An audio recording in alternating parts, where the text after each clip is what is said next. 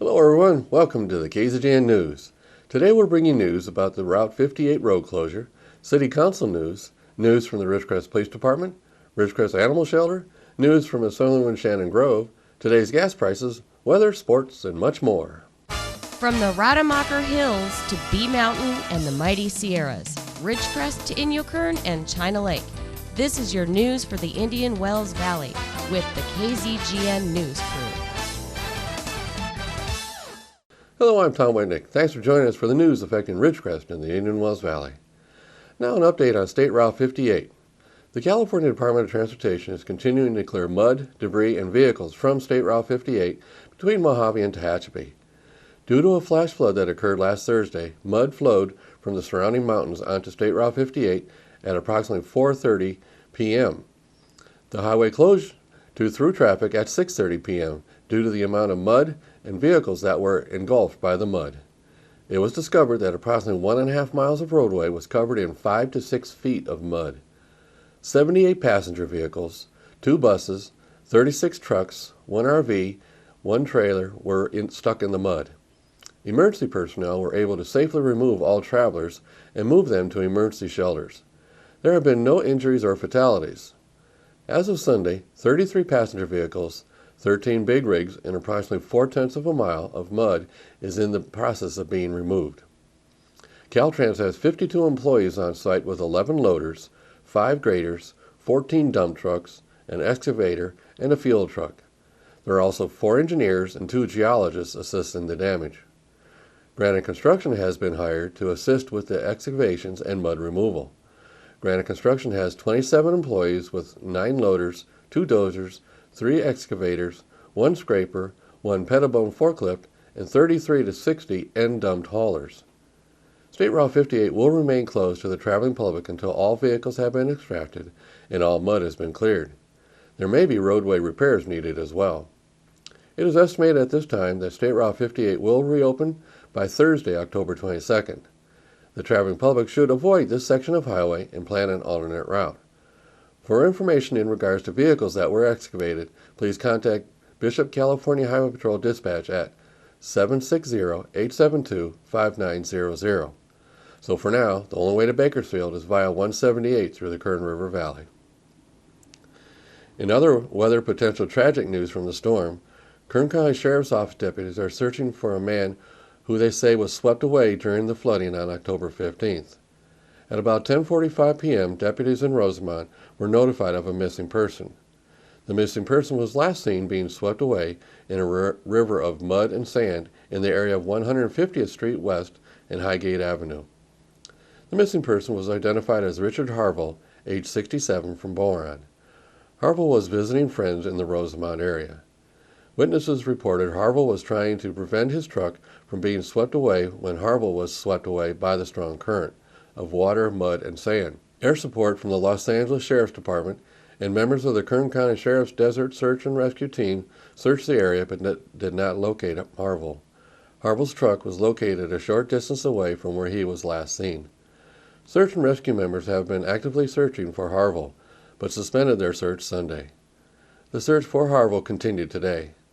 The area being searched is about 100 yards wide and about half a mile long.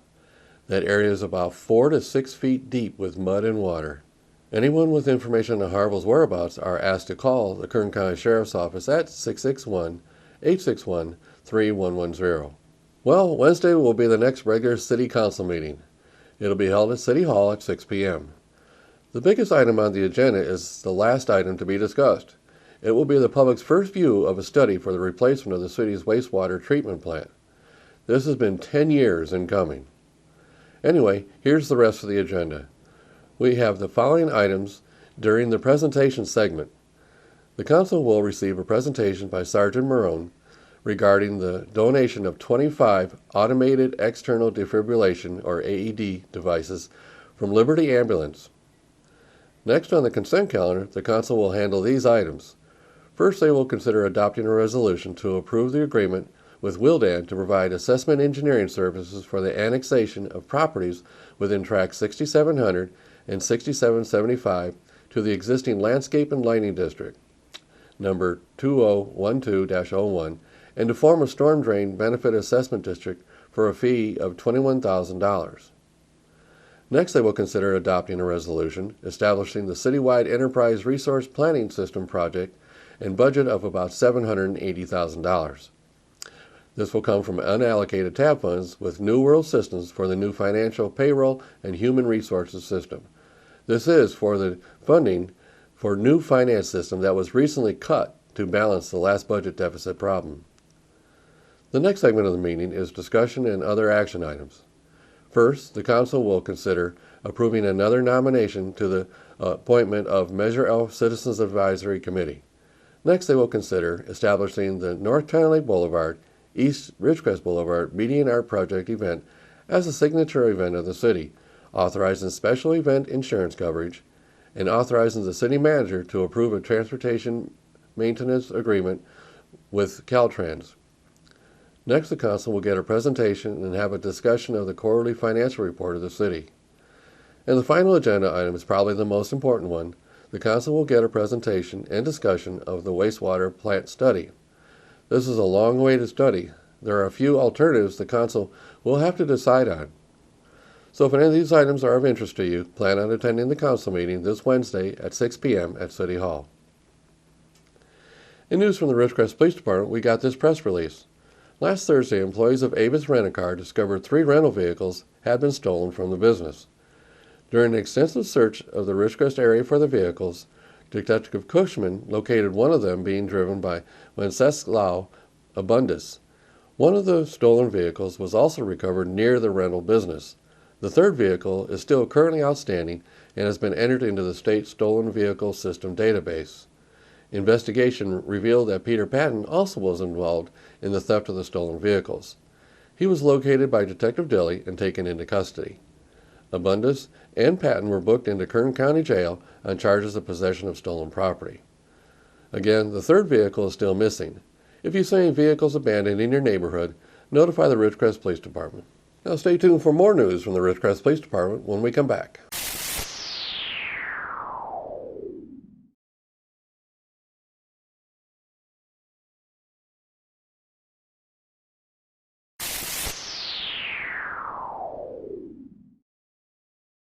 Thanks for staying with us. In other news from the Ridgecrest Police Department, the Ridgecrest Animal Shelter has plans to build a surgery suite on the premises of the shelter. Since the closure of Indian Wells Valley Veterinary Hospital, it has become very difficult to acquire appointments for the many animals at the shelter that have been adopted. State law requires all shelters to spay and neuter their animals before placing them in their new homes. Shelter Supervisor Mary Stage offered these comments. Since our options in vet hospitals have decreased, we cannot get reasonable appointments for our adopted animals. The existing vet hospital is booked 1.5 months in advance for surgeries, which means an animal adopted in August will have to wait until the end of October to go to his newly adoptive home. This puts us in a bind. Our kennel space is limited and we receive animals on a daily basis. It is not only impossible but also unfair to hold these animals until an appointment is available. The Ridgecrest Animal Shelter has existing rooms that we will convert into a surgery and prep room to get ready for the animals before they go into surgery. We have 2 licensed veterinarians willing to come to Ridgecrest once a week, if need be, to perform these surgeries. We have all the necessary equipment to legally perform these surgeries, but we need a sterile environment, which is where any organization will hopefully come in. We are seeking donations to convert these rooms. We have received quotes from local contractors in the amount of about $16,000 to complete the project. We are requesting donations to cover, or at least offset the cost. Tax-deductible donations may be made to PACT, Police and Community Together. We hope you will consider helping the Ridgecrest Animal Shelter and the animals in our care to receive the desperately needed surgery room. Thank you for your time and consideration in this matter. If you need further information, contact them at the Ridgecrest Animal Shelter on San Bernardino County Line Road, or call 760-499-5191, or email Mary Stage at mstage@ci.ridgecrest.ca.us. In event news, over the last weekend there was a celebration for the Historical Society of the Upper Mojave Desert, celebrating the 70th anniversary of the historic USL building here in Ridgecrest. Saturday, the public was provided a great free concert in Freedom Park. The weather was absolutely perfect for the outside event. There was a series of music bands playing at Freedom Park all afternoon and into the evening. The concert culminated with 2 performances of the nationally acclaimed USO traveling troupe. These are professional performers that came here and provided a great anniversary show. If you didn't come out to this concert, you missed a great event. Here's a video of just part of the concert.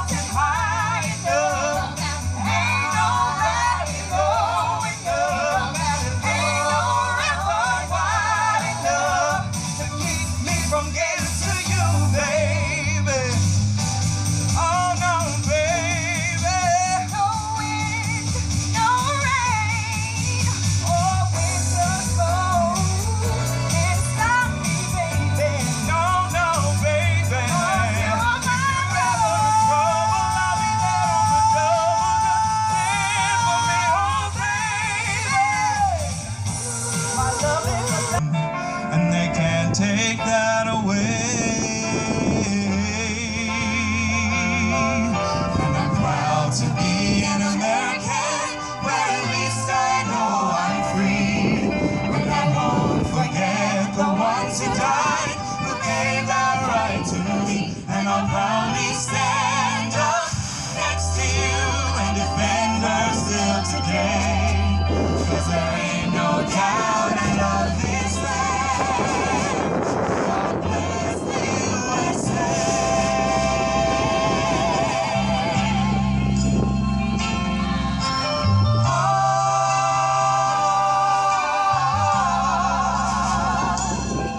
From the lakes of Minnesota to the hills of Tennessee, across the plains of Texas, from sea to shining sea, from Detroit down to Houston, and New York to LA, well, there's pride in every American heart, and it's time to stand and say that I'm proud to be an American. Just 1 week after it was reported that the Federal Bureau of Prisons banned pork products from 122 prisons, pork roast will return to the dinner lines, officials said Friday. The reversal came just hours after Republican Senator Chuck Grassley, who represents the farm-strong state of Iowa, wrote to complain about the decision. The pork industry is responsible for about 550,000 jobs, which creates $22 billion in personal incomes and contributes $39 billion to the gross domestic product. Grassley wrote, complaining that the unprecedented decision to take away pork could harm Americans employed in the industry. Grassley chairs the State Senate Judiciary Committee, which oversees federal prisons, and said he was skeptical of claims made by a spokesman for the Bureau of Prisons, who said a survey showed pork was the inmates' lowest-rated food. Edmund Ross, a spokesman for the Prison Bureau, said that during the past 2 years, bacon, pork, chops, and sausage had been removed from the prison menus, and only one dish, pork roast, had remained, and will now come back. He said the growing cost of pork also led to the decision to remove pork roast from the prison menus. Now in KZGN's continuous effort to provide news and information you've asked for, here are today's gas prices for Ridgecrest and some surrounding areas. Well, since my report last week, gas prices were steady throughout the areas we monitor. The lowest price here is still at $2.91 per gallon. As of this morning, Ridgecrest is ranging from $2.91 to $3.09. Lancaster's going from $2.75 to $3.09. The LA Valley area 273 to 295, and the Bishop area 335 to 351. We have 3 stations coming in at the 291 figure and 2 stations at 293. It kind of looks like prices around the region are leveled off. I wonder if this is the bottom. Tune in Mondays, Wednesdays, and Fridays for updates. We at KZGN always suggest you shop locally to support our local economy. Remember, when you pay sales tax out of town, you are helping those cities pave their streets instead of here. Now stay tuned for weather and sports when we come back.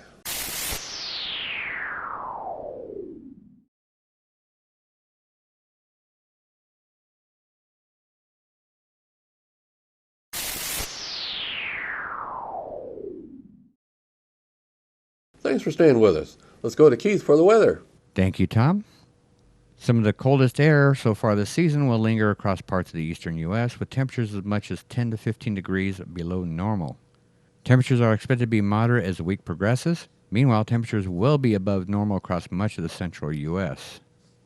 Temperatures across the nation. Carolinas came in at 58, Georgia 60, Arkansas 69, Northern Texas 67, Arizona 78, and Los Angeles came in at 71. And for our forecast here in the IWV tonight, partly cloudy with a low around 58. Calm wind, southwest, 5 miles per hour. Tuesday, mostly sunny with a high near 75. West-southwest wind, 5 miles per hour. Tuesday night, mostly clear with a low around 59. North-northwest wind, 5 to 15 miles per hour with gusts as high as 20. On Wednesday, will be sunny with a high near 76. North-northeast wind, 10 to 15 miles per hour. Wednesday night, mostly clear with a low around 58. Calm northwest wind, 5 miles per hour. On Thursday, sunny with a high near 78, northwest wind, 5 miles per hour. Thursday night, clear with a low around 58, south wind, 5 miles per hour. And on Friday, sunny with a high near 80 degrees, northwest wind, 5 miles per hour. And as a look at your forecast for the IWV, now back to Tom and the rest of the KZGN News. Thanks, Keith. Now let's go to Tom Heck for sports. And a very pleasant Monday afternoon to everyone. Let's start with a local sports note. Burroughs High School football. Boy, Burroughs played well again, 3rd week in a row. They beat up Hesperia pretty bad on their homecoming by a score of 55-14. The game really not even that close. Burroughs led by a score of 48-7 at halftime. Just a great show, both offensively and defensively. Boy, I can name about 20 people, so I'm just going to say it was a tremendous team effort. Great job by the coaching staff getting them motivated. The weather cooperated. It didn't rain. There was really no wind at all. And we passed the football. We ran the football. We defended well. You name it, we did it.